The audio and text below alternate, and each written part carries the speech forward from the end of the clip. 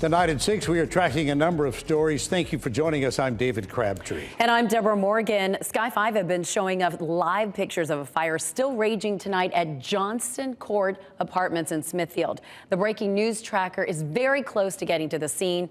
Rosalia Federo is gathering information just as quickly as she can, and we will hear from her later in this newscast. Also breaking right now, law enforcement is at a home in Orange County. This home in this area right here, you can see where a man and woman found dead inside. Sky 5 showed us the scene before the sun went down. Let's get straight to Julian Grace, who's joining us live there on the ground. Julian?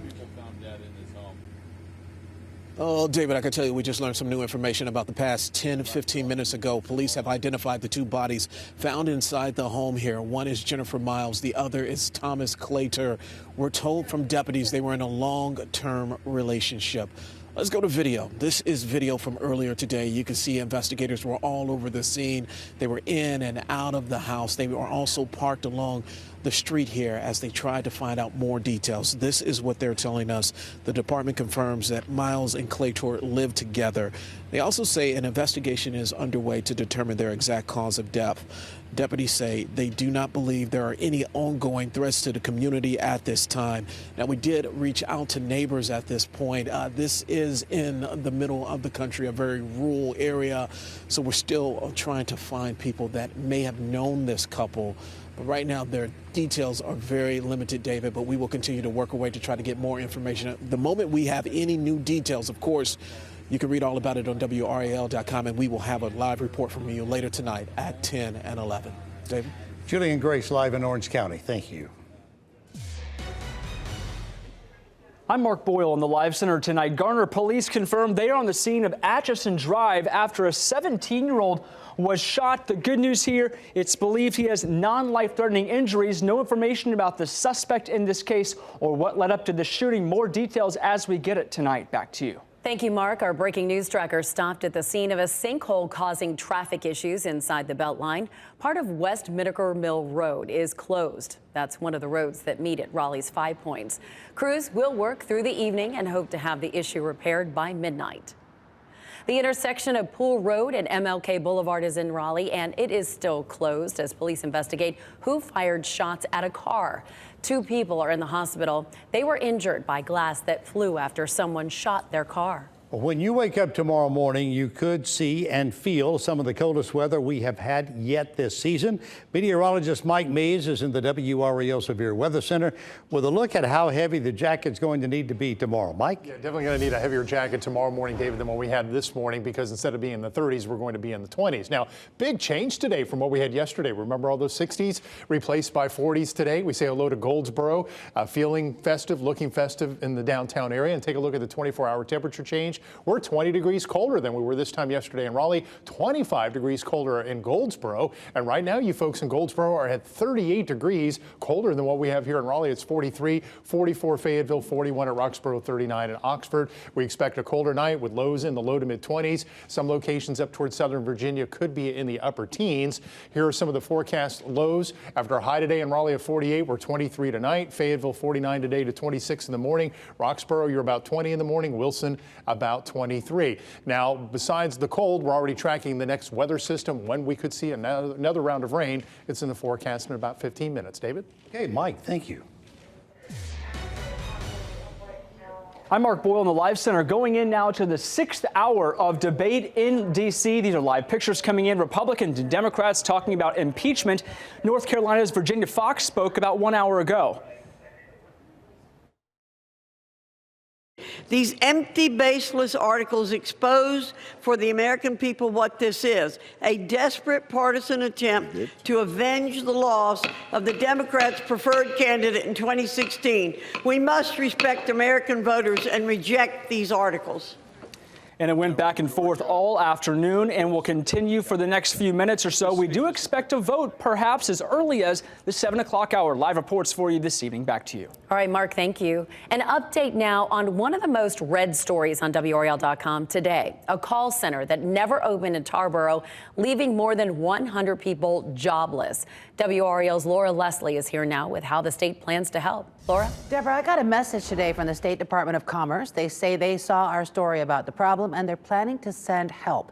They'll be sending their mobile employment office to the town just after the holidays. The NC Works mobile unit will be in Tarboro on Friday, January 3rd. That's just 2 weeks from this Friday.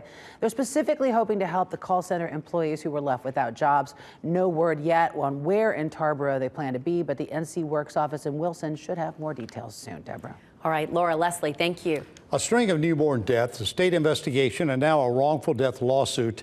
The birth center, Baby and Company of Cary, shut down earlier this year amid scrutiny of its operations and outcomes. WRAL Investigates started a series of reports on the center last year. Cullen Browder is live in Cary with new information. Cullen?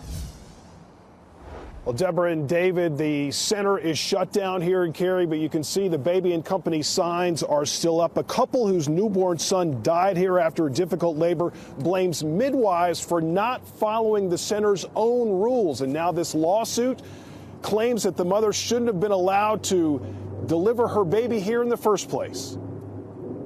Before closing last May, Baby and Company in Cary saw a tragic string of birthing deaths in just a matter of months. October 2017, another the next month, and yet another newborn death in February of 2018. WRAL Investigates questioned Baby & Co.'s clinical director at the time. How do you explain that? We have had a cluster of difficult cases here in Cary, and we are concerned about that. This lawsuit shows Dexter Stilley was the first of that cluster of newborn deaths. While the state doesn't regulate birthing centers, the wrongful death complaint claims Baby & Co. violated its own safety protocols. Policy dictated if a mother gains 60 or more pounds during pregnancy, the supervising physician should be contacted for hospital delivery. Although Allison Stilley gained 64 pounds, that consultation didn't happen. According to the suit, a midwife broke the rules when she tried to manually turn the baby during labor, a claim the birth center's attorneys deny. The Stilleys say staff bragged of handling multiple births that day, trying to break records for babies caught by a midwife. The parents also argue Baby & Co. staff acted too slowly to get medical help and failed to properly resuscitate Dexter, who had fluid in his mouth. Again, Baby & Company denies the claims.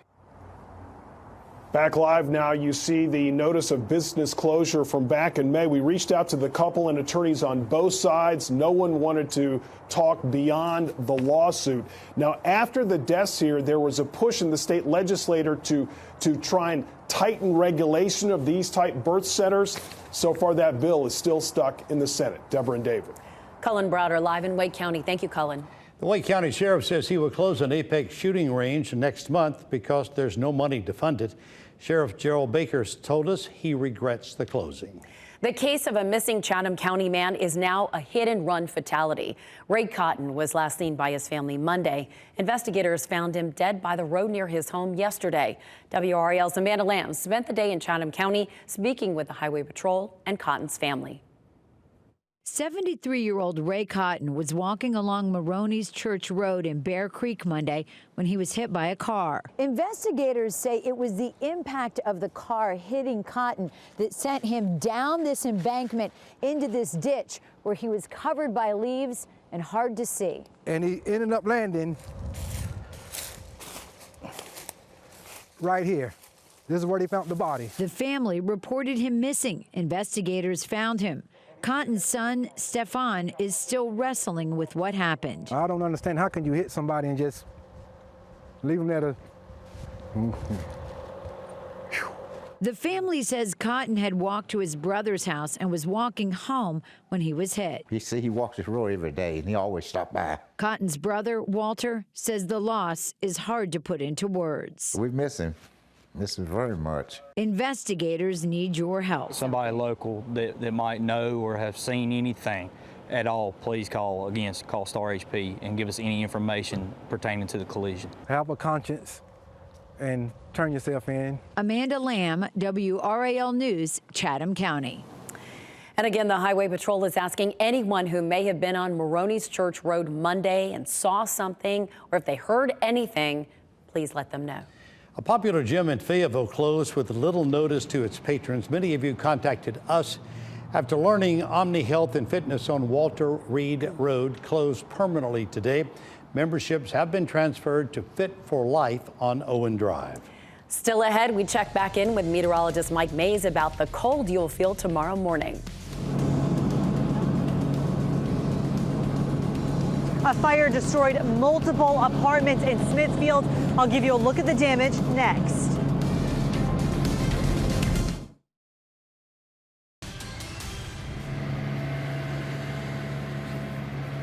"17 people lost their home in a fire." This is in Smithfield and Johnston County. I'm Rosalia Federa in the Breaking News Tracker. I want to take you in and show you some of this damage. It's hard to imagine that these were just apartments. Now, as I zoom in, you'll be able to see the roof is just gone on these apartments.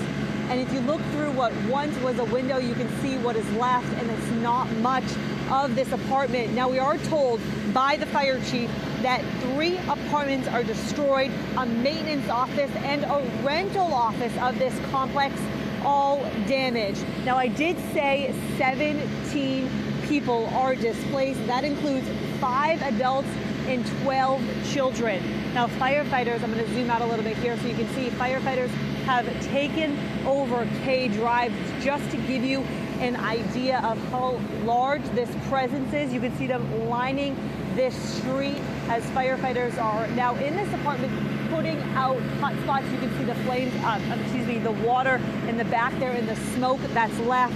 Now, as far as the cause, that's still under investigation. Firefighters will be out here for a little while putting out these hot spots, and investigators will be out here investigating exactly what caused this. As soon as we have that information, we'll bring that to you. Back to you.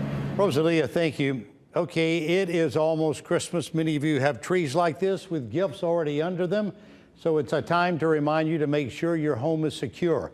A new report out today from asecurelife.com looked at crime data, and it shows North Carolina has the 6th highest rate of burglaries per capita in the country. New Mexico has the most. Another sign the holiday travel season is almost here. DOT announcing today work stops Friday in most road construction zones. It will begin January 2nd. And don't forget, the Booze and Lose It campaign runs through the 5th in all 100 counties. How about this? Does this look familiar to you? North Carolina has posted more than 1,600 of these historical markers across the state. Nearly 3 dozen of them were not where they were supposed to be. 25 were missing, but many of them have been found. Another 7 need repairs. This morning, the state found a marker missing from Rocky Mount. It made WRAL's Ryan Mims wonder, where do these signs go and what happens to them? On this site in December 2019, something happened. It made headlines. It aroused suspicions of a heist.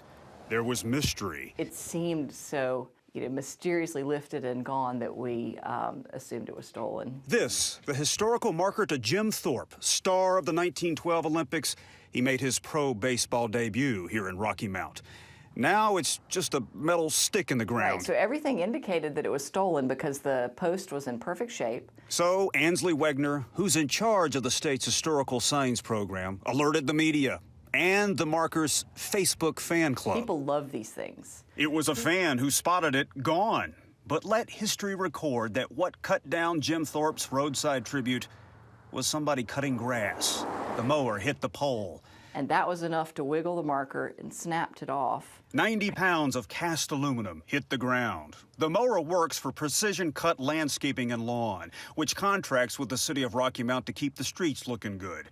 The company, assuming the plaque belonged to the city, alerted the Parks and Rec Department and agreed to pay for the cost of repairs. But it was only after the vanishing act made headlines that the state learned what actually happened. Some of these historical markers have a history of hitting the road and getting lost. They are in the right-of-way. Accidents do happen. Some are stolen. Mowers are one of the key problems. Mowers, snowplows, drunk drivers. Somebody picks it up and they don't always know who to contact about them. Which is why she has volunteers putting on these stickers. As for the Jim Thorpe sign, we found it in a DOT building in Wilson. It's repairable, and it will again stand at this site, shinier than before, as if nothing ever happened. Brian Mims, WRAL News, Rocky Mount. The cost to replace a historical marker is $1,790. Meteorologist Mike Meese joining us now. We saw in Brian's report there, blue skies beautiful everywhere day. today. Yeah, beautiful day. The wind whipped up. It was cold. Tomorrow will be a colder day, but the winds do die down. They may end up being light during the afternoon, so we won't have a wind chill to really be concerned with. Now, if you're heading out this evening to do Christmas shopping, checking out the Christmas lights, it's already really getting cold. 38 at Siler City, 39 at Roxborough and Roanoke Rapids. We have 43 here in Raleigh. Now, today we had our high at 48 at RDU, much colder than it was yesterday. Remember our 64 yesterday, 49 at Fayetteville, both locations about 5 degrees below normal. A few things we're checking out. Let's check it out on the big screen. What we're watching, the second shot of cold air. There's a secondary cold front that'll move through overnight. That's why we're expecting 20s tomorrow morning instead of the 30s we woke up to this morning. Now we're watching for some weekend rain. 40% on Monday. Santa's arrival looks like it'll be dry, and he'll enjoy mild North Carolina weather. David and Deborah. All right, Mike, thank you. Jeff Gravely's here now doing a great Santa imitation. And you left me hanging. Sorry. Dadgummit. Merry Christmas. Yes, thank you. And to you as well. Big day today, signing day, an exciting day for those high school players who will extend their careers. We'll tour the Triangle to see how our local teams fare in the lifeblood of college football, recruiting, the game within the game, next.